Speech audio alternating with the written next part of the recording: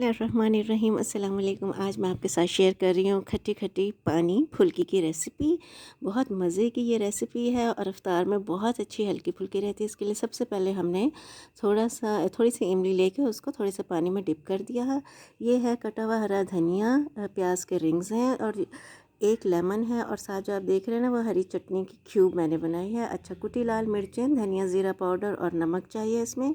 ये है चाट मसाला और थोड़ा सा काला नमक भी हम लेंगे। अच्छा जी, अब हमने ये किया कि पानी जो है ना उससे हमने डिस्कार्ड कर दिए बीज इमली के, और थोड़ा सा पानी और ऐड कर दिया है।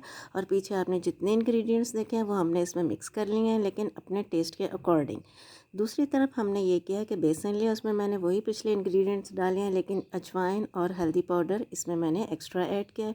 इसको आपने अच्छी तरह बीट करना है, इसका बड़ा स्मूथ पेस्ट बनाना है।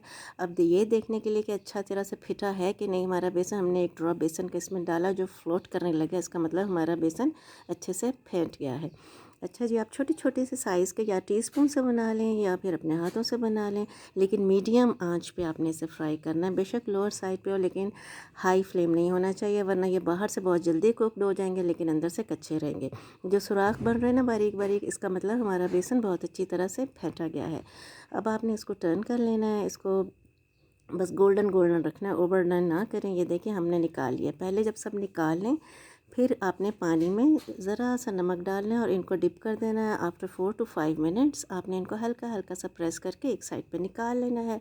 और बाद में जो आपने खट्टा खट्टा सा पानी बनाया हुआ था ना, अब बारी आ गई है इनको उसमें स्विमिंग करवाने की। जी हाँ, आपने इनको अच्छी तरह से डुबो देना है इसके अंदर, और बस फिर आप इसको एक तरफ रख दें और इंतज़ार करें रोज़ा खुलने का।